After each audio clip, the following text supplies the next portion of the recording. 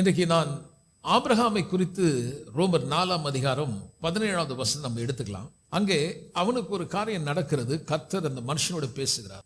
உன்னை அநேக ஜாதிகளுக்கு உன்னை தகப்பனாக்குவேன். அதாவது பல தேசங்களுக்கு நீ தகப்பனா இருப்ப அப்படின்னு கர்த்தர் சொல்றார். அவனுக்கு ஒரு 75 வயசு இருக்கும் பாருங்க. ரொம்ப மன வருத்தத்தோடு இருக்கான். எல்லாம் பண வசதி இருக்குது, ஆனா அவனுக்கு வாரிசு இல்லை, சந்ததி இல்லை. அப்படி ஒரு மன உளைச்சல்ல இருக்கிறதுனால மனைவியே புருஷனுக்கு ஒரு ஐடியா கொடுக்குறான். இவ்வளோ பணம் இருக்குது, வசதி இருக்குது, எல்லா சொத்தையும் ஒரு வேலைக்காரன் எடுத்துகிட்டு போயிடுவான் போல இருக்கு. அதனால நம்ம வீட்டில் வேலை செய்கிற ஒரு பெண்ணை நீ கல்யாணம் பண்ணிட்டு அந்த பெண்ணு வழியாக நமக்கு ஒரு சந்ததி உருவாகட்டும்னு சொல்லி கர்த்தருடைய வாக்குத்தத்தத்தை மறந்து, ஏன்னா அவங்க ஏன் அந்த டெசிஷன் வந்தால் அவங்க எல்லாம் அவங்க கடைசி லெவலுக்கு வந்துட்டாங்க, நம்பிக்கை இழக்கக்கூடிய ஒரு நிலை வந்து. ஆனால் கர்த்தர் சொல்றாரு, இல்லை இல்லை, இதல்ல உன்னுடைய சந்ததி, உன் கற்ப பிறப்பு அப்படின்னு சொல்றாரு. அப்போ அவங்களுக்கு அது வந்து எப்படி இருக்கும் பாருங்க. கிட்டத்தட்ட 100 வயசாயிடுச்சு. இப்படி 100 வயதா இருக்கும்போது இந்த வசனம் இப்படி எழுதியிருக்கு. அவன் எப்படி இந்த நம்பிக்கற்ற நிலையில எப்படி அவனுக்கு கைகூடி வந்தது, எப்படி அது சாத்தியமாச்சு? இன்னைக்கு காலையில வந்திருக்க நீங்க பல காரியம் நீங்க செய்து நம்பிக்கையெல்லாம் இழந்து இனிமேல் நடக்காதுங்க, அது பேசி பிரயோஜனம் இல்லை, கைவிட்டு போயிடுச்சு, இனிமேல் நடக்காதுன்னு சொன்னா கர்த்தர் என்ன கொண்டு உங்களோடு கூட சொல்ற காரியம் நடக்கும், வாய்க்கும். உங்களை அவர் கைவிட மனுஷன் அல்ல, மனம் மாற மாந்தன் அல்ல. உண்மையா சொல்றேங்க, அவர் பொய்யே சொல்ல மாட்டார். நீங்க நல்ல கிறிஸ்தவனா இருக்கலாம், நல்ல பிள்ளைகளா இருக்கலாம், ஆனா இதுல இருக்கக்கூடிய சத்தியத்தை நம்ம விளங்கினாதான் நம்ம வாழ்க்கை ரொம்ப ஆசீர்வாதம். இன்னைக்கு எது உங்களுக்கு நடக்கல, எது உங்களுக்கு கைக்கூடி வரல, அப்படிப்பட்ட நேரத்தில் எப்படி அதை சாத்தியமாக்குறது, எப்படி அதை ஆகக்கூடிய நிலைக்கு கொண்டு போறது, நடக்கும் கூடுன்ற நிலைக்கு நீங்க எப்படி வர முடியும் என்ற சில பிரின்சிபல் இதில் இருக்கு. அதை நான் உங்களுக்கு காட்டுறேன். நம்ம வழக்கமாக படிக்கிற மாதிரி படித்தா அது தெரியாதுங்க. அதனால தான் நம்ம கோயிலுக்கு வந்து இந்த வார்த்தையை போதிக்கும் பொழுது நீங்கள் கவனமாக கேட்டிங்கன்னா அதில் என்ன சாராம்சம், அதில் என்ன எசன்ஸ், எது முக்கியமானது நம்ம எடுத்து அதை நம்முடைய வாழ்க்கையில் அபியாசப்படுத்திக்கலாம். இப்போ நான் 17வது வசனம் படிக்கிறேன் பாருங்க. அநேக தேசங்களுக்கு உன்னை தகப்பனாக ஏற்படுத்தினேன் என்று ப்ராமிஸ் இருக்கு, எழுதியிருக்கிறபடி. எல்லாம் சொல்லுங்க.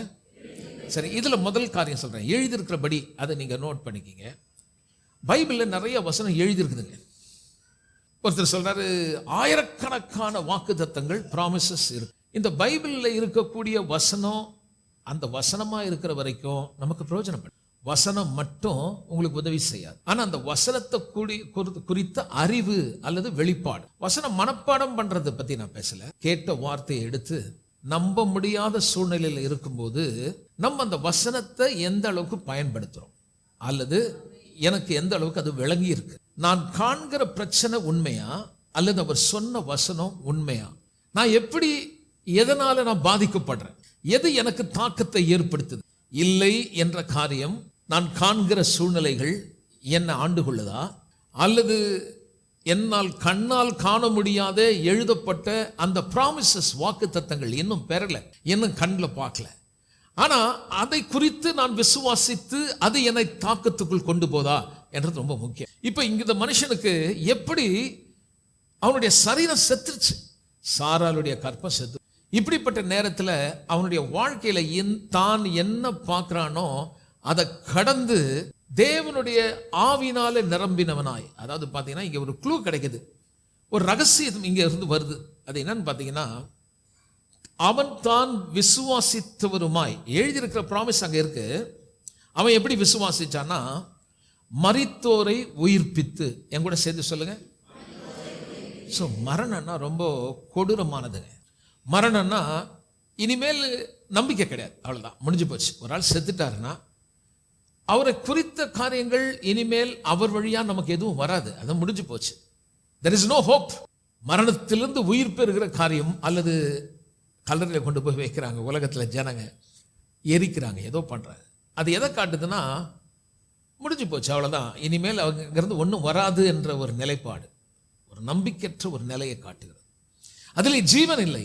இனி அதிலிருந்து நமக்கு எந்த பயனும் பயக்காது, எதுவும் வராது. அதை போல சில சூழ்நிலை உங்க வாழ்க்கையில டெட் எண்ட்ல வந்திருக்கலாங்க, முடிஞ்சிருக்கும், ஃபைல் க்ளோஸ் பண்ணிட்டு இருக்கலாம், நடக்காதுன்னு சொல்லலாம்.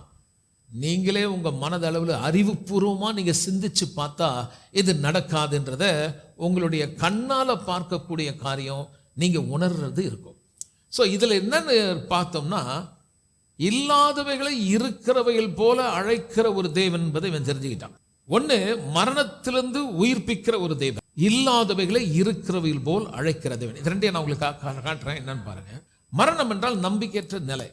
இப்போ இதுல ஒரு க்ளூ என்னன்னா, கண்ணால பார்க்கிற காரியத்தை விட இன்னொரு காரியம், ஒரு பிசிக்கல் ரன், அது தொட்டு உணர்ந்து காதுல கேட்டு சுவைத்து இப்படி நம்ம ஃபீல் பண்ணி நமக்கு அறிவு வரும். நம்ம சாப்பிடும்போது ருசி நமக்கு உணர்த்துது, நமக்கு சில அறிவு கிடைக்குது. இது ஸ்வீட்டா இருக்குது, இது கசக்குது, இது புளிக்குது அப்படின்னு. எப்படின்னா அந்த நாக்கில் படும்போது தான் தெரியும். அதே மாதிரி வலி எப்படி தெரியுது? இந்த உடம்புல அது உடல் வழியா வரக்கூடிய ஏற்படக்கூடிய அந்த சிக்னல், அது போய் நம்ம பிரெயின்ல சொல்லுது வலிக்குதுன்னு. நம்ம வலிக்கிறோம், ஃபீல் பண்றோம். காதுல கேட்கிறோம், மனசுல ரொம்ப பாதிப்பு கொடுக்குதுங்க. கண்ணில் சில காட்சியை பார்க்குறோம், அது நமக்கு சில தீர்மானத்தை எடுக்க வைக்குது.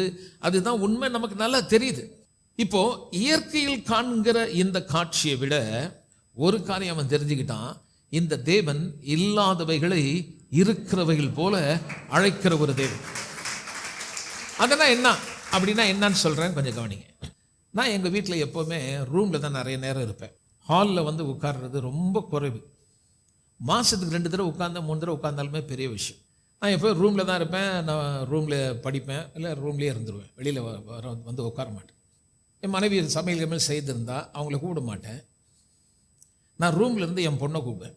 என் ரூமில் அவங்க இல்லை, ஆனால் நான் எப்படி கூப்பிடுவேன்னா என் ரூமில் இருக்கிற மாதிரியே கூப்பிடுறேன். ஏன்னா எனக்கு தெரியும், என் கண்ணில் பார்க்கல, என் ரூமில் இல்லை, அவன் இங்கே தான் இருக்கிறா.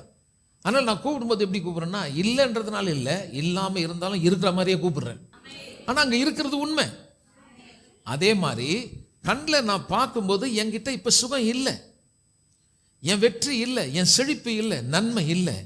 ஆனால் உன்னதங்களிலே ஆவிக்குரிய ஆசீர்வாதத்தினால கர்த்தர் ஏற்கனவே எனக்கு ஆசீர்வதிச்சிருக்காரு.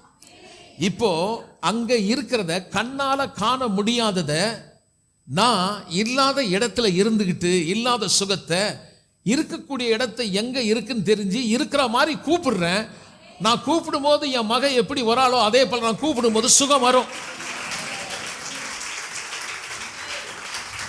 அதை எப்படி கத்துக்கிட்டான்னா, கர்த்தர் அவனுக்கு கத்து கொடுக்குறாரு. இந்த பூமி வெறுமையும் ஒழுங்கின்மையுமா இருக்குது, இருக்கிறது உண்மை. வறண்டு இருக்குது, அதில் செடி இல்லை, கொடி கிடையாது, மரம் கிடையாது, பருவம் கிடையாது, எந்த நடமாடும் கிரீச்சர் கிடையாது, மனுஷன் கிடையாது, எதுவும் இல்லைங்க. ஆனால் அவர் என்ன பண்ணாருன்னா, இல்லாத இடத்துல இருக்கிற மாதிரி பேசுறாரு. Let there be light. அவர் இல்லாத இடத்துல இருக்கிற மாதிரி பேசுறாரு, உண்டாகுது. அது எப்படி உண்டாச்சுன்னா, ஏற்கனவே அங்க இருக்கிறதை கொண்டு வருகிறார். அதே போல நல்ல கவனிங்க, நாம் மாம்சத்திலிருந்தும் மாம்சத்துக்குரியவர்கள் அல்ல. we are all spiritual being. நாம் ஆவிக்குரியவர்கள். அப்ப நான் என்ன பண்றேன், என்னுடைய சரீரத்தில் சுகவீனம் இருந்தாலும் எனக்கு என்ன இல்லை, சுகம் இல்லை. ஆனா நான் என்ன பண்றேன், இருக்கிற வியாதியை விட்டுட்டு சுகம் இருக்கிறதை போல நான் சொல்கிறேன், ஆண்டவரே எழுதி இருக்கிறதே, உம்முடைய தழும்புகளால் சுகமான என்று சொன்னீரே, சுகம் என்னுடையது, சுகமே வா என்று சொன்னால் சுகம் வரும்.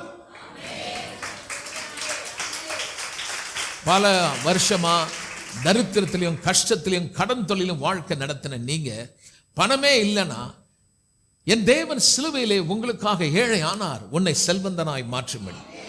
நீங்க வேலை செய்றீங்க, உழைக்கிறீங்க, ஆனா கடன் கடன் கடன் கடன் வாங்குற பணமெல்லாம் கடன்காரனுக்கே போய் நாள்தோறும் இந்த துன்பத்துல மனைவி கிட்டையும் பிள்ளைங்க கிட்டையும் தலை குனிஞ்சு நின்னா, என் அன்பு பிள்ளைகளை, ஒருவேளை நீ கஷ்டப்பட்டு சம்பாதிச்சு வீட்டில் எதுவுமே தங்காத ஒரு நிலைய தரித்திரத்தோட உங்க வாழ்க்கை போச்சுன்னா, நீங்க இருக்கிறத விட்டுட்டு இந்த தரித்திரத்தை பார்க்கறத விட்டுட்டு இல்லை என்ற காட்சியை விட்டுட்டு நீங்க சொல்ல, ஆண்டவரே என் நிமித்தம் ஏழை ஆனீரே, நீங்க சொன்னீரே நான் செய்வதெல்லாம் வாய்க்கும் என்று, இதோ நான் வேலைக்கு போகிறேன், செல்வத்தை சம்பாதிக்க இந்த கையை ஆசீர்வதின்னு சொன்னா வரும் வரும். வாய்க்காத காரியமும் வாய்க்கும், நடக்காத காரியம் நடக்கும். முடியாதுன்னு சொன்னாலும் அங்க ஒரு காரியம் நடக்கும். இப்ப பிரச்சனை என்னன்னா, நீங்க தெரிஞ்சதெல்லாம் செய்துட்டீங்க. இப்ப உன் மனசு சொல்லுது திரும்ப செய்யாத, அது செய்தா உருப்படாதுன்னு சொன்னா, நான் இன்னைக்கு சொல்றேன், உன் நம்பிக்கையை விட்டுறாத. உனக்கு ஒரு கனவு இருக்குமானால், ஒரு தரிசனம் இருக்குமானால், இதை தான் நான் செய்யணும் என்ற உண்மையான ஒரு கனவு தரிசனம் இருக்குமானால், தொடர்ந்து நீ முன்னேறி பார். நீ செய்வதை நிறுத்தி விடாதே. என் தேவன் உனக்கு பலனை கொடுப்பார். இப்ப சொல்றேன், நீ செய்வதெல்லாம் வாய்க்கும்.